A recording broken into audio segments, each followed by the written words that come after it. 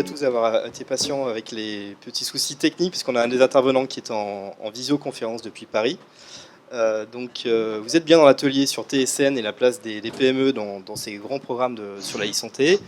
Je m'appelle Jean-François Menudet, je suis chargé de mission innovation au sein du cluster iCare, qui est donc une structure en Rhône-Alpes qui fédère les entreprises, structures de santé, laboratoires de recherche, etc., sur les technologies de santé, dont la e-santé. Donc nous sommes partenaires de l'Université d'été pour essayer de montrer un petit peu comment les programmes TSN en France sont une opportunité pour des PME et des startups pour vraiment s'intégrer, je dirais, dans une dynamique nationale qui est censée tirer une filière industrielle. Donc avant de vous présenter les différents invités, je vais en 2 slides replanter le décor, je dirais, de TSN.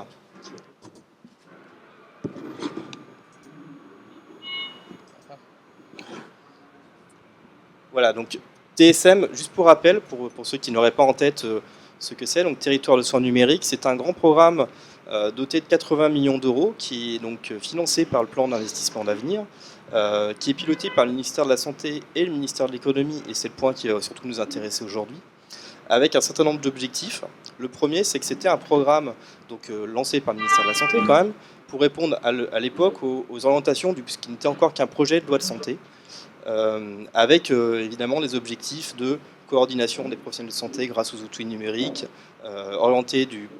l'orientation de l'usager, je dirais, dans le système de santé, un certain nombre d'enjeux qui sont bien connus dans le domaine et qui sont discutés ici tous les ans, c'est là le point important, je dirais, par rapport à l'atelier en tout cas qu'on va faire aujourd'hui, l'idée de faire le développement d'une filière industrielle et donc de s'appuyer sur un certain nombre d'entreprises qui pouvaient proposer des bouquets de services intégrés. Et la question, c'est de voir aujourd'hui, avec quasiment un an de recul, quels sont finalement les impacts sur cette filière industrielle. Donc pour le calendrier, un petit rappel, TSN, ça a été lancé en 2013. 5 régions ont été sélectionnées en France pour être des pilotes, je dirais, d'expérimentation. Donc l'Île-de-France, Bourgogne-Franche-Comté, Auvergne-Rhône-Alpes, Aquitaine, Limousin, Poitou-Charentes et l'océan Indien. Et nous avons aujourd'hui donc 3 régions qui sont représentées, qui vont pouvoir partager un petit peu leurs expériences sur la question, avec dans le programme TSN une expérimentation qui dure jusqu'à mars 2017, une évaluation qui est centralisée pour tous les projets, et derrière l'objectif, évidemment, selon les évaluations, de déployer de manière un peu plus large les solutions qui sont proposées au sein des différents territoires d'expérimentation. Donc pour évoquer ces différentes questions, on va donc présenter 3 projets territoires de soins numériques. Donc la région Rhône-Alpes, que je vais rapidement introduire derrière avec Olivier Galli, qui est un des porteurs de projets retenus en région Rhône-Alpes. Nous aurons ensuite une présentation donc, du projet de la Nouvelle-Aquitaine. J'ai pris le nouveau nom fusionné pour faire court, avec Johanna Izod, Cluster TIC Santé à Aquitaine, et Valérie Lascaux, donc, de l'Agence d'Aquitaine Développement Innovation. Et puis, en visioconférence donc, depuis Paris, le projet Terri Santé, qui est, dans lequel le réseau des acheteurs hospitaliers est impliqué, et Samira Bousseta, donc, qui a visiblement des urgences pas très loin, qui nous apportera une vision un petit peu sur la façon dont le projet Terri Santé intègre cette dimension des PME. Vraiment, l'objet aujourd'hui, le focus, c'est comment, dans chacun de ces grands projets nationaux qui ont donné lieu à des appels d'offres, etc., sur lesquels des grands groupes se sont positionnés, on va essayer de vous montrer aussi comment des PME ont pu trouver une place et comment, finalement, l'objectif initié au départ par le ministère de l'Industrie de favoriser le développement d'une filière industrielle a pu ne pas bénéficier qu'aux grands groupes qu'on connaît tous. Voilà, alors je vais garder la parole pour me présenter un petit peu Pascaline, et puis derrière, Olivier Galli fera un focus sur un projet en particulier, et après on distribuera la parole aux autres représentants du territoire. Alors Pascaline, c'est donc le programme TSN en Auvergne, avec des grands objectifs qui sont ceux de coordination des parcours de soins, etc. Je ne vais pas revenir dessus.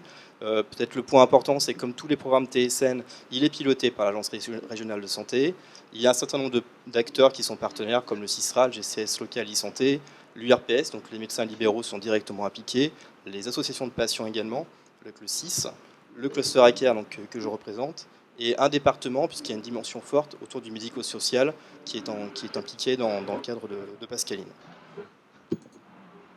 Le service Pascaline en région Rhône-Alpes, c'est un ensemble de services qui vont, je dirais, d'un système qui permet à un usager de mieux se repérer face au panel de services dont il peut disposer et dont parfois il n'est pas forcément bien informé. C'est une plateforme territoriale d'appui, c'est un ensemble de services portés par les médecins, comme un réseau social de professionnels de santé, l'implication des objets connectés également.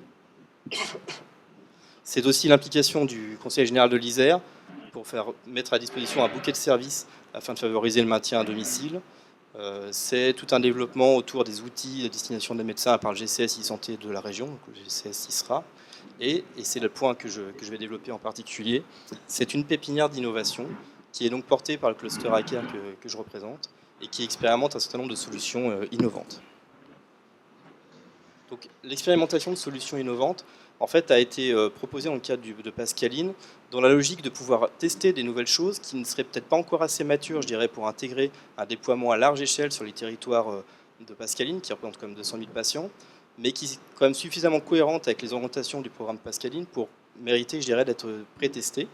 Et donc, le cluster hacker a piloté un appel à projet autour de avril à septembre 2015, de manière à repérer des solutions qui étaient quand même technologiquement matures, mais qui avaient encore besoin, je dirais, d'une première expérimentation d'usage, qui avait besoin de réfléchir au modèle économique dans des situations réelles, en déployant du coup sur le terrain leurs solutions. Et donc 3 projets ont été sélectionnés, dont le projet porté par MHCOM qui va vous être présenté juste après. Et ces projets sont aujourd'hui en expérimentation, accompagnés par le cluster hacker, donc, avec un cofinancement à 50%. Qui est géré par le cluster hacker, mais qui est évidemment issu des fonds du plan d'investissement d'avenir et de TSN.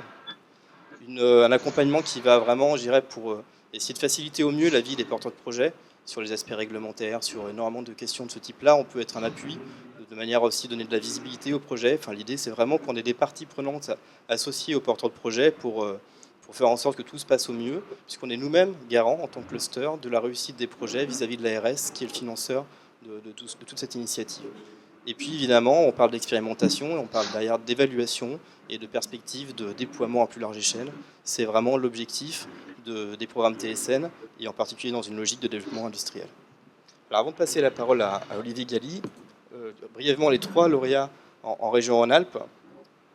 Donc le premier s'appelle Corinne, et c'est un dispositif en fait portable qui permet de faire une mesure de l'INR, donc en fait avec une goutte de sang comme pour une glycémie, on mesure l'aspect coagulation du sang, qui est en effet un point assez critique pour des patients sous des traitements anti-vitamine K, anticoagulants, donc porté par une start-up qui s'appelle Avaloon, avec des laboratoires de biologie en partenaire et une EHPAD. Ensuite, le projet Adèle Patient, qui est un carnet digital pour des patients apnéiques qui sont télésuivis. Donc, je dirais la remontée d'informations de patients malades à maladie chronique, et en particulier apnéique, qui est quelque chose d'assez classique. Là, on a vraiment un volet où le patient a une interface dédiée pour lui, qui lui permet de renseigner un certain nombre d'informations avant ses rendez-vous avec le médecin, de partager des infos qui sont un peu plus riches que ce qui peut être une remontée simple d'informations du respirateur en particulier. Et puis le projet Papillon, donc une informatisation du dossier de soins à domicile, donc porté par la société MHCOM, qui représente Olivier Galli, et avec différents partenaires qui vont nous être présentés. Et donc on a souhaité faire un petit peu un zoom sur ce projet-là pour montrer un petit peu quel type d'expérimentation peuvent se déployer dans des gros projets comme TSN. Et on va voir que finalement, il y a plein d'opportunités comme ça qui ont pu apparaître. Voilà. D'ailleurs, je propose éventuellement la présentation d'Olivier Galli de faire une petite pause pour quelques questions-réponses avant d'enchaîner sur le projet Aquitain. Voilà. Olivier, je vous laisse. Donc oui, je peux préciser aussi qu'MHCOM développe des plateformes logicielles télésanté, e-santé, spécifiquement à l'origine pour l'activité hospitalisation et domicile, collaboration notamment avec la clinique Pasteur à Toulouse, et puis maintenant plus largement avec toutes les activités liées de près ou de loin au maintien à domicile, services de soins infirmiers à domicile, soins à domicile, et depuis plus récemment télésuivi hospitalier pour accompagner en fait les établissements hospitaliers, cliniques, publics, privés, vers le domicile des patients. Assurer une continuité des soins, une coordination entre la médecine de ville, les domiciles des patients et les établissements d'origine des patients. Voilà, donc comme évoqué, 3 partenaires dans ce projet, MHCOM, porteur du projet, le Centre Léon Bérard, le Centre anticancéreux de Rhône-Alpes, qui est le partenaire expérimentateur, et donc Floralis, que j'évoquais tout à l'heure pour la partie ergonomie IHM. On ne voit plus rien. Je peux toujours appuyer sur le bouton de gauche. Voilà. Les soutiens au projet, nombreux soutiens, divers et variés, domaine public, centre hospitalier de Cré dans la Drôme, la FNEA, de la Fédération nationale des établissements hospitaliers à domicile, l'URPS infirmier de Rhône-Alpes, la clinique Pasteur de Toulouse, qui est à l'origine de notre solution. Ils nous ont aidés dès le départ. Et le groupement d'intérêt public MIPI, qui est un éditeur de logiciels public basé à Toulouse et sur toute la France. Les objectifs de ce projet, c'est de dématérialiser le dossier de soins du patient, le mettre à disposition de l'ensemble des intervenants au chevet d'un patient et d'assurer une coordination, une continuité des soins entre ce domicile et l'ensemble des intervenants, y compris hospitaliers. Donc il met à disposition en temps réel l'ensemble des données qui sont saisies au chevet du patient. Et il doit permettre, en fait, ce projet, d'améliorer la prise en charge des patients, bien entendu, c'est l'essentiel, de sécuriser ce suivi des patients et favoriser et améliorer la collaboration médecine de ville-hôpital. Alors médecine de ville, j'entends tous les intervenants au chevet d'un patient, c'est-à-dire les médecins, bien évidemment, mais aussi les infirmiers et infirmières, aides-soignantes, kinésithérapeutes, etc. Au départ, nous sommes partis de ce petit papier que vous voyez à gauche. C'est ce qui est laissé au chevet d'un patient, une sorte de pancarte. C'est comme ça que ça s'appelle dans le domaine hospitalier. Pancarte sur laquelle de nombreuses informations figurent. Les constantes des patients, les actes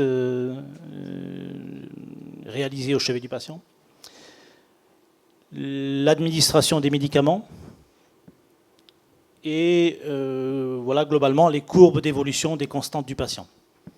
Donc l'idée, c'est à partir de ce document, d'informatiser l'ensemble des données de ce document et de les intégrer sur une tablette pour qu'elles puissent être utilisées par les intervenants. L'idée est de rajouter donc à ces fonctionnalités des fonctionnalités de télémédecine, type visiophonie, prise de photos pour suivi des plaies, etc., etc.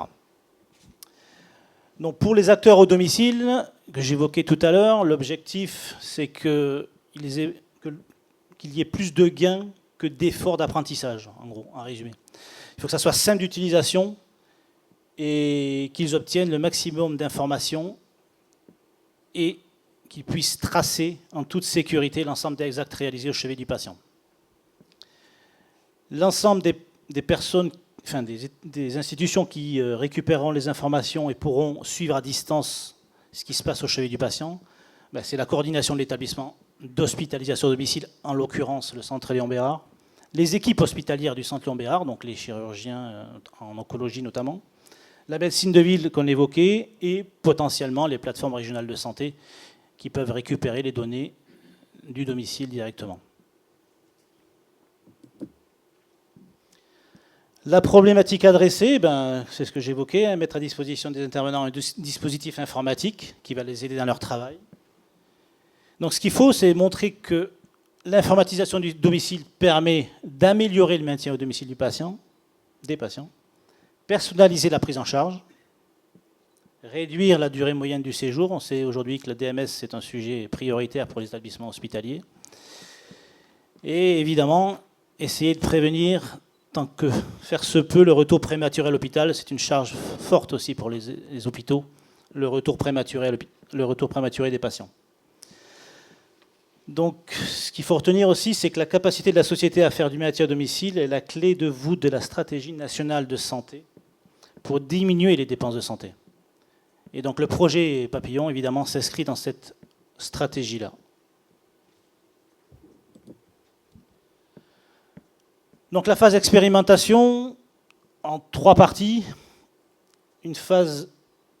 Première phase qui a démarré en octobre 2015, de conception, Living Lab, on va dire, participative, avec le centre Léon Bérard, partenaire expérimentateur, des libéraux, infirmières et médecins qui ont participé activement aux réunions de travail sur l'élaboration et l'amélioration de la solution. Puis une phase de test pilote qui vient de démarrer récemment sur un certain nombre de patients pour tester les premières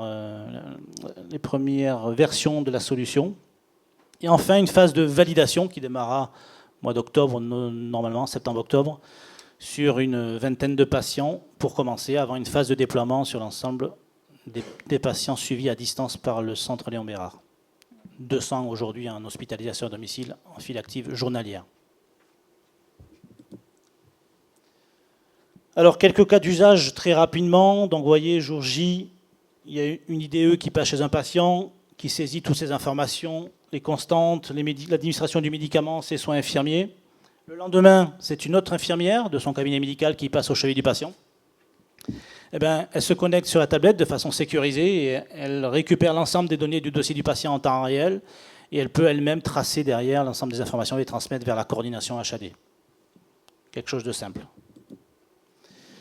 Deuxième cas d'urgence, on appelle d'astreinte en HAD. Vous savez que l'HAD, même contrainte qu'en hospitalisation classique, donc 24-24, 7-7, les patients doivent être en mode sécurisé. Donc astreinte médicale est appelée par une infirmière qui est au domicile du patient. Le médecin peut voir l'ensemble du dossier du patient sur son écran ou sur une tablette s'il est en mobilité à son domicile par exemple, en astreinte, c'est possible. Et il peut réaliser en parallèle, en même temps qu'il voit le patient sur l'écran, il peut consulter l'ensemble des données du patient en temps réel. Deuxième cas d'usage. Et le troisième, donc un patient admis en urgence à l'unité de gestion des entrées imprévues du centre Léon Bérard. La santé du patient se dégrade, la décision est prise de le faire revenir. Le médecin peut voir l'ensemble des données du dossier du domicile à partir du dossier patient informatisé du centre Léon Bérard, puisqu'il y a un interfaçage entre les solutions, bien évidemment. Voilà, c'est des cas simples d'usage.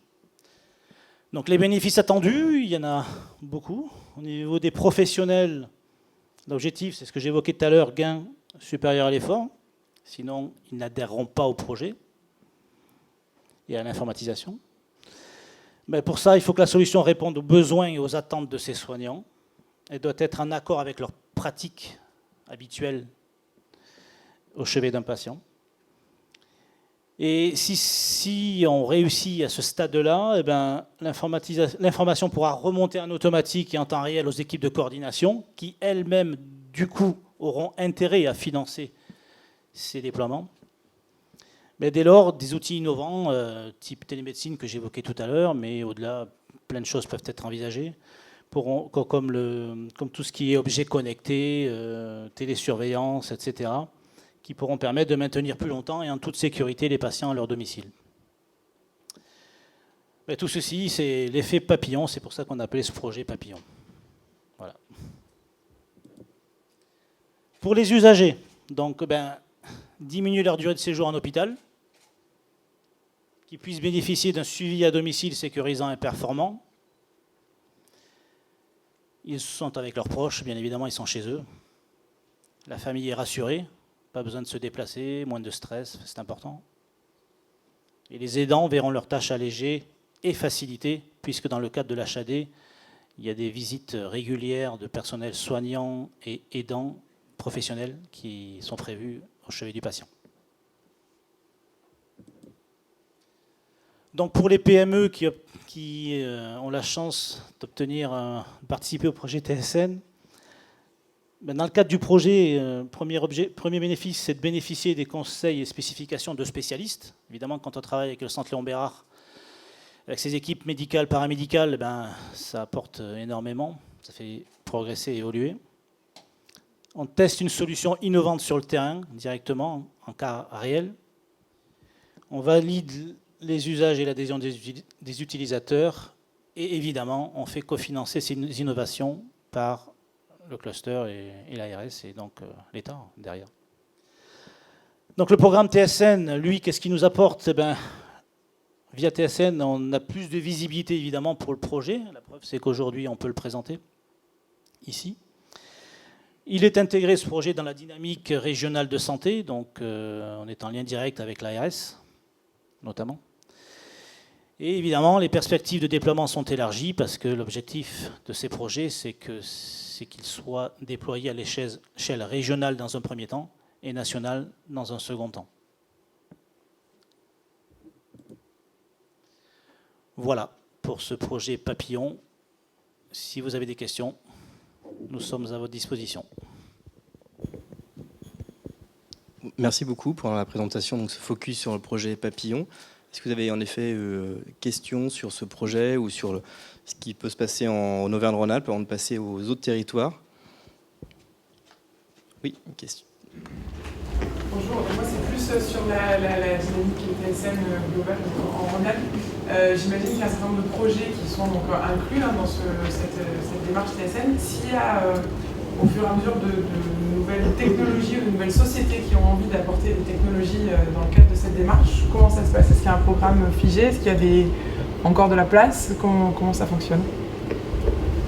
Alors, je vais répondre. C'est plutôt figé. Ceci dit, on est sur des programmes qui sont tellement courts. On est sur 2 ans, même pas. Et en termes d'expérimentation, plutôt 1 an et demi. Que globalement, les opportunités sont plutôt après, je dirais. Elles sont plutôt passées, on va dire maintenant, les opportunités, très clairement.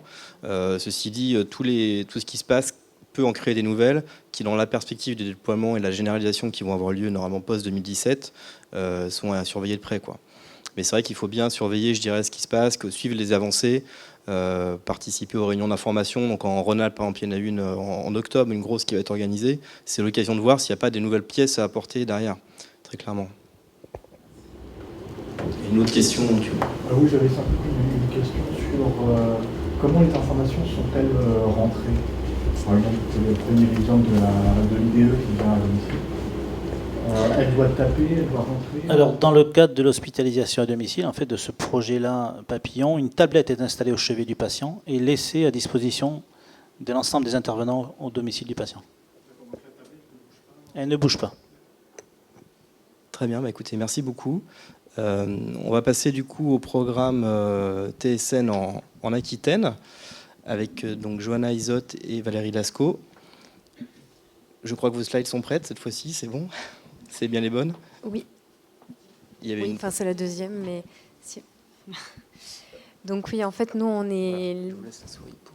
Oui, merci. On va vous faire une présentation à 2 voix parce que c'est vrai que les travaux du cluster TIC Santé et d'ADI sont assez... Enfin, on est en interactivité permanente, on s'occupe des mêmes entreprises dans le cadre de leur accompagnement. Et en fait, on est là aussi au nom de l'ARS. C'est l'ARS qui nous a proposé de participer, qui était invité à cet atelier. Donc voilà, vous avez un petit peu les 3 parties sur ce projet. Et donc, on va vous parler du TSN landais qui concerne en fait le territoire du nord et de l'est des Landes, avec un bassin de vie d'un peu plus de 220 000 personnes. Et donc, qui est un territoire en fait où il y a de faibles densités de population et également de faible densité de médecins et donc qui nécessite des prises en charge avec des outils numériques. Donc on rentre tout à fait dans le profil TSN.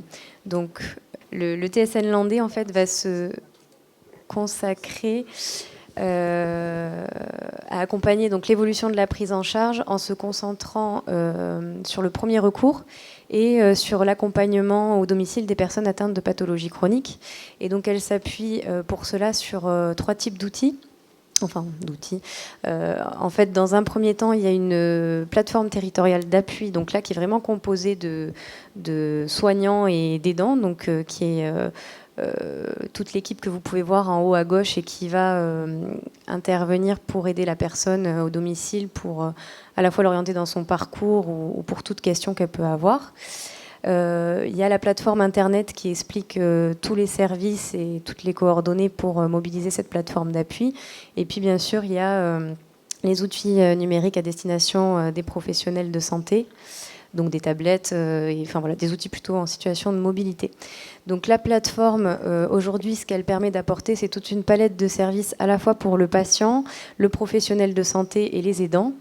Donc le patient, ça va de son orientation à la fois administrative, médicale et médico-sociale, jusqu'à la gestion de ses entrées et sorties en hospitalisation, donc avec le suivi suite à une hospitalisation. La diffusion de l'information entre les professionnels de santé, comme vous allez le voir après avec un outil collaboratif. L'appui du patient dans l'organisation de son parcours de soins et toute la gestion liée à ce parcours de soins. Et donc en fait, là vous avez le consortium qui a été choisi pour réaliser ce projet TSN Land. Donc bien sûr avec des grands groupes pour l'intégration, pour les infrastructures de télécommunications, mais aussi des PME, notamment avec des solutions qui existaient déjà, certaines qui étaient déjà implantées sur le territoire et qui fonctionnaient déjà auprès des professionnels de santé. Donc là l'objectif c'était d'enrichir ces solutions pour qu'elles correspondent aux besoins du terrain. Donc on retrouve MHCOM qui était également implanté sur la HAD. Et donc un des outils socle à tout ce projet, c'est l'outil PACO, qui est édité par la société Keylab et qui est en fait un outil collaboratif de communication et de coordination entre les professionnels de santé. Donc il va faire le lien, en fait, toute cette coordination entre les professionnels de santé. Et donc en fait, ça c'est le consortium qui est ressorti. Et suite à cela, l'ARS et le GCS Télésanté Aquitaine ont également souhaité ouvrir, en fait on est dans la même démarche, ils ont souhaité ouvrir le territoire et l'expérimentation à d'autres projets qui pouvaient bénéficier de cohortes de patients et en même temps proposer de nouvelles innovations en lien direct avec le TSN.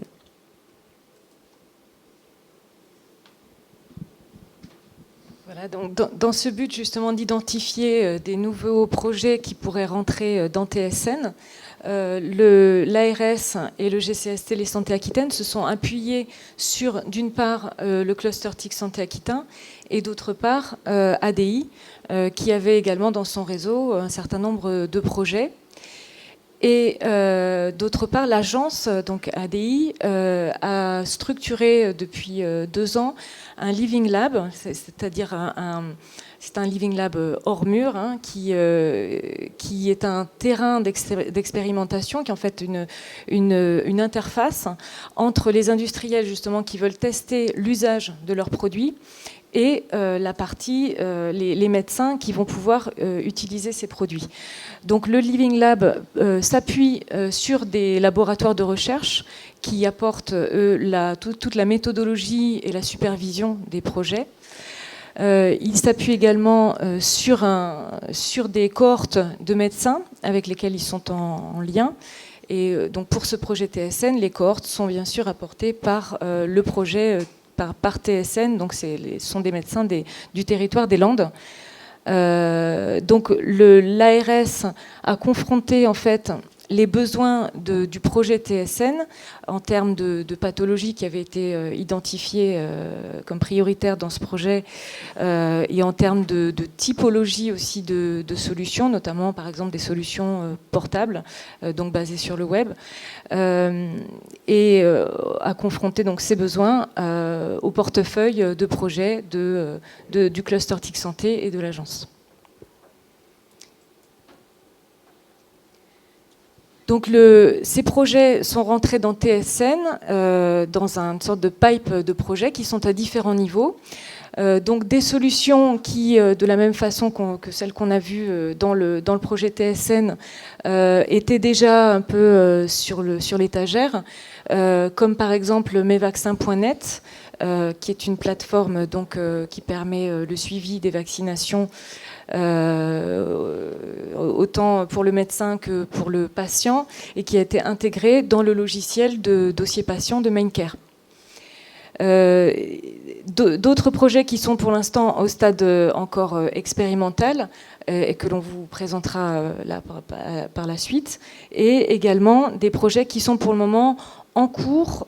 Donc l'ARS est au courant de ces projets et elle est en cours d'études pour voir si ces projets rentrent ou non. Donc on ne pourra pas vous en parler pour des raisons de confidentialité.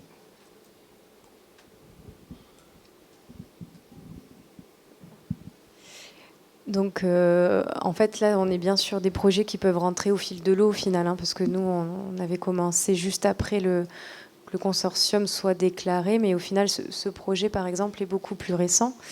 Donc, pour vous donner une idée, il y a eu un projet hospitalo-universitaire du CHU de Bordeaux qui souhaite travailler sur la détection précoce des maladies chroniques. C'est en particulier le service du docteur Chaverbeck qui travaille sur les maladies inflammatoires. Et qui, dans le cadre de TSN, a vu justement la possibilité de travailler sur de la prévention et de la détection, c'est-à-dire comment travailler avec la médecine territoriale pour anticiper l'arrivée des patients qui voient aujourd'hui au CHU, c'est-à-dire que quand ils arrivent au CHU, là, ils ont obligatoirement un traitement, le stade de la maladie est bien avancé, et donc l'idée, c'est de les détecter en amont pour ralentir un maximum l'avancée de la maladie en travaillant avec les territoires de santé. Donc là, il y a un premier cas d'usage sur la BPCO avec la start-up Axitania, qui est présente dans la salle, si vous avez des questions, et qui, elle, est spécialisée du coup sur le traitement des signaux pour tout ce qui concerne le télémonitoring de patients insuffisants respiratoires. On a un autre exemple de projet qui est un projet qui est porté par un soignant, donc l'Institut Bergonié, donc le centre de cancérologie régionale, qui existait depuis longtemps. Il y avait un besoin exprimé depuis longtemps pour suivre en fait les patientes atteintes d'un cancer du sein métastasique qui sont très fatiguées, très fragilisées, et donc pour éviter de leur faire des allers-retours pour anticiper les hospitalisations et aussi éviter un maximum les hospitalisations, l'idée c'est de pouvoir les suivre à leur domicile.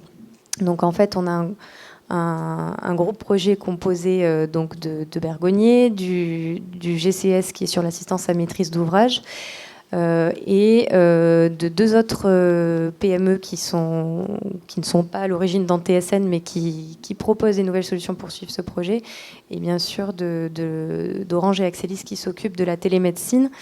Et là, pour vous donner une idée, en fait, on a un projet qui est déposé par un soignant avec un budget global de 463 kg.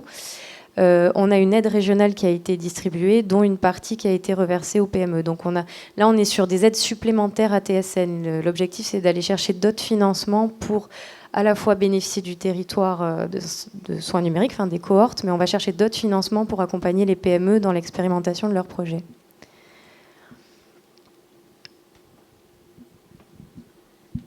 Voilà, le dernier exemple qu'on va vous présenter, c'est Mia Pharmacien pour le suivi des patients sous traitement de chimiothérapie orale.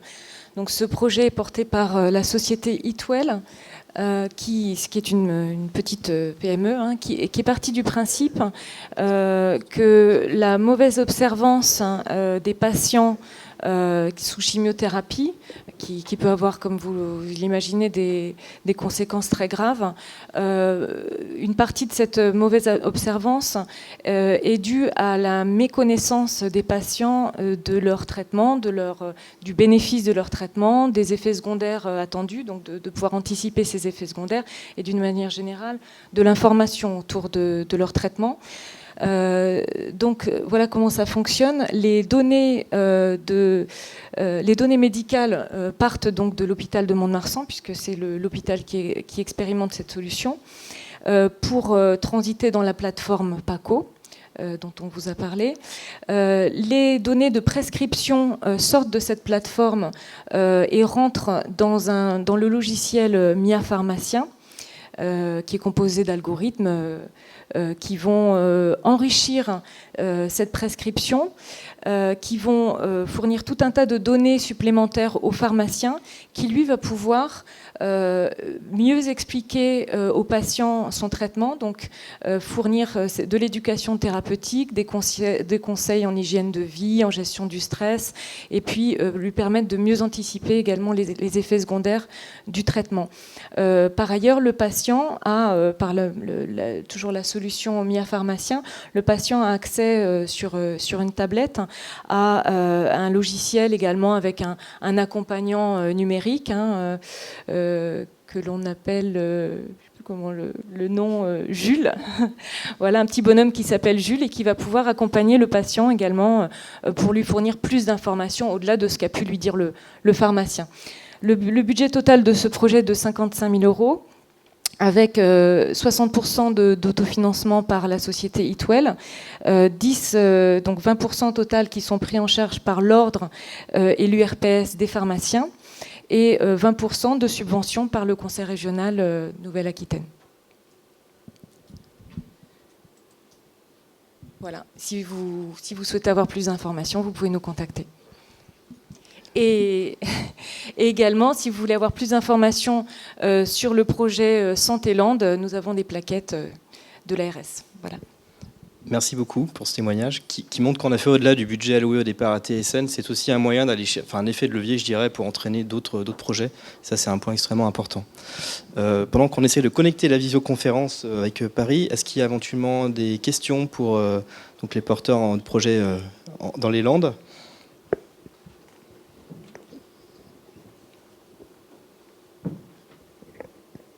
Du coup, à quel moment vous êtes, je dirais, mis dans cette perspective d'intégrer d'autres projets en périphérie du corps du projet landais ? Est-ce que c'était quelque chose dès le début qui a été mis en perspective et réfléchi, ou est-ce que c'est au fur et à mesure de l'avancée de la structuration du programme par l'ARS ?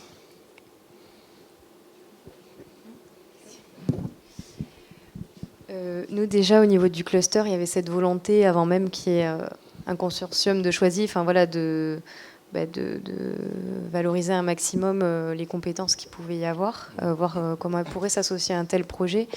Donc on s'est assez rapidement rapproché de l'ARS et du GCS, qui est d'ailleurs membre, ce sont 2 membres actifs du cluster. Et donc une fois que la phase de consortium est passée, on a continué ces échanges en fait. Oui, puis le fait que maintenant on connaisse un peu mieux les besoins de l'ARS, lorsqu'un projet rentre, lorsque nous on a connaissance d'un projet et qu'on pense qu'il pourrait rentrer dans TSN, on en informe immédiatement l'ARS, qu'elle puisse éventuellement s'y intéresser. Donc, du coup, un modèle assez ouvert au fil de l'eau, je dirais, par rapport à peut-être à ce qu'on a décrit, la question qu'il y a eu tout à l'heure. C'est au fil de l'eau, il y a un projet qui vient de rentrer tout récemment dans la phase d'évaluation. Voir si ça peut rentrer dans TSN ou non. Très bien. Écoutez, merci. S'il n'y a pas d'autres questions, on va tenter la reconnexion avec Paris qui a été coupée. Est-ce que ça... Voilà, c'est bon. Oui, bonjour, donc je suis Samira Bousseta, je suis responsable des projets innovation numérique au RESA. Le RESA est un groupement d'intérêt public centrale d'achat, et nous avons porté donc pour l'ARS le projet Terrisanté. Donc très rapidement, je vais vous expliquer le contexte. Le contexte du projet. Donc c'est un projet francilien. Aujourd'hui, la société qui a remporté l'appel d'offres concernant la construction de la plateforme Terrisanté, c'est la société Accenture avec la société Orion. Donc le projet sur la partie pilote concerne 3500 habitants donc sur la région Île-de-France.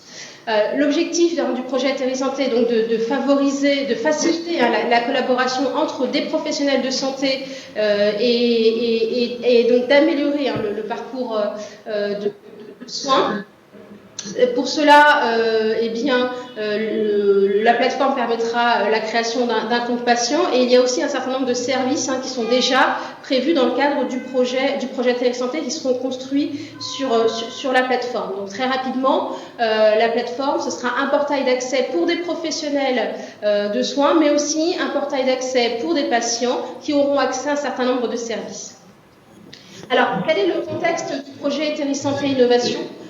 Ce contexte-là, l'idée, c'est d'enrichir la plateforme Terrisanté avec un certain nombre de solutions innovantes pour permettre à des entreprises, des start-up, des grandes entreprises innovantes qui ont un certain nombre de services à proposer, mais qui souhaitent avoir une zone, un territoire d'expérimentation, de le tester in vivo.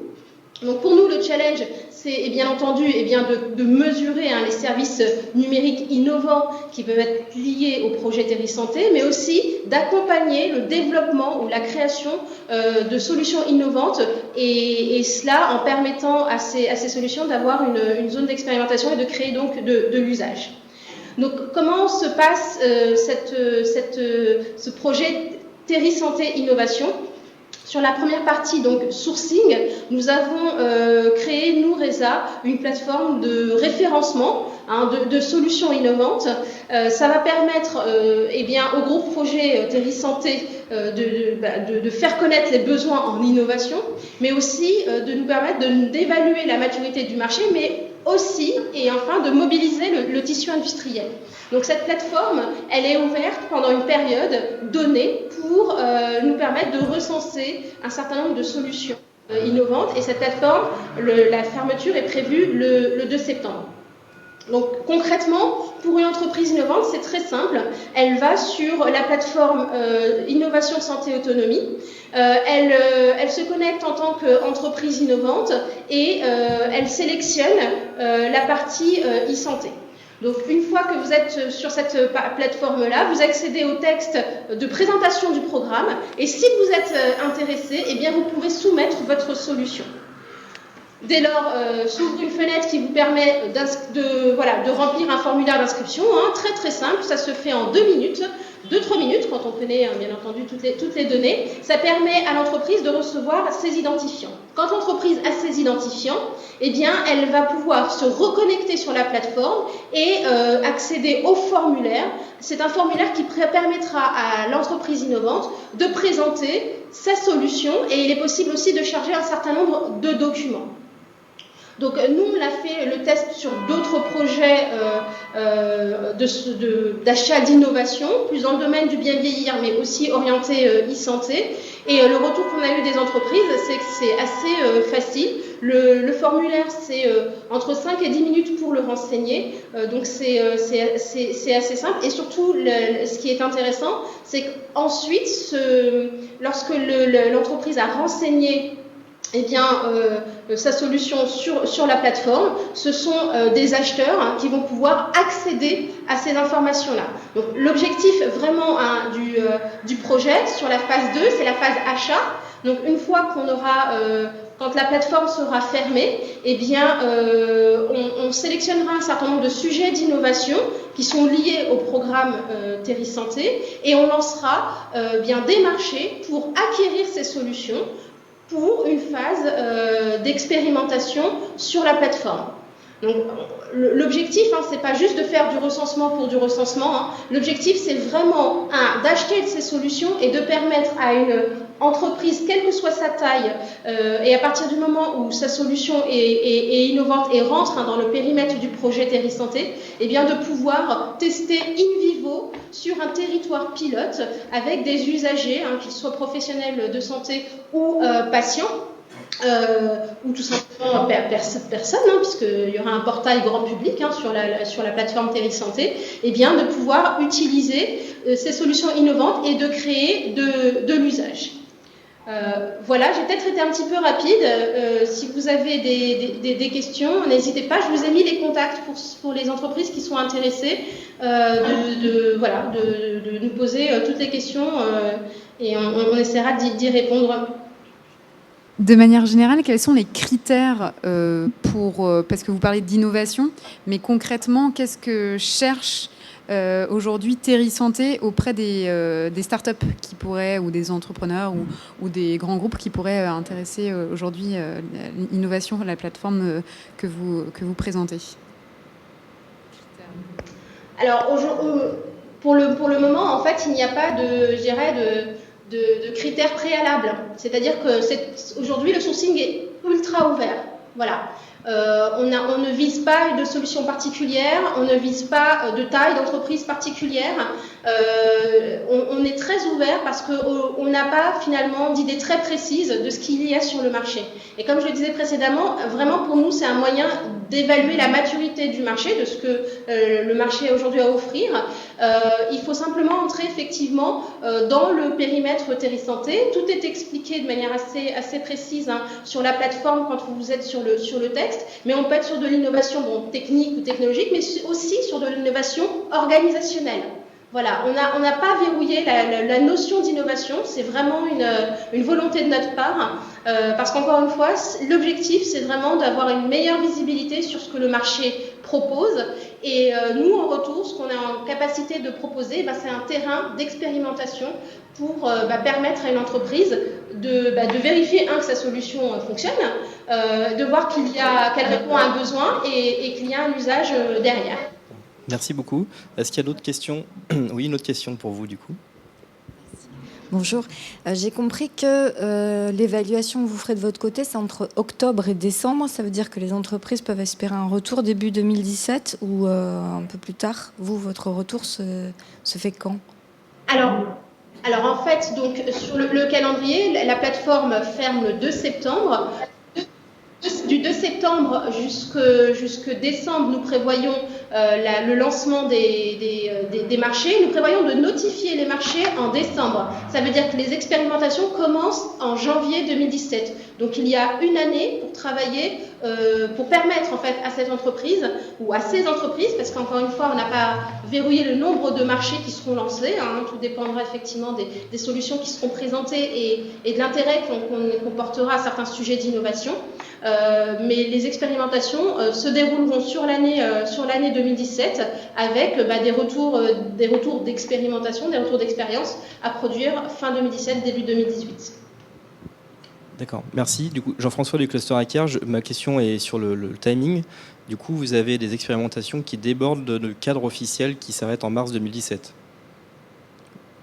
Effectivement, parce que le projet Terrisanté a commencé avec un peu de retard, parce qu'il n'a pas très bien commencé, parce qu'il y a eu un contentieux sur le marché. Et donc, en fait, le temps que la plateforme même Terrisanté soit disponible en tant que telle pour pouvoir connecter ces nouvelles solutions, voilà, ça demandera un petit délai. C'est pour ça qu'effectivement, a priori, il y a un petit débordement, en tout cas attendu, c'est certain. D'accord, très bien. Merci beaucoup pour ces précisions.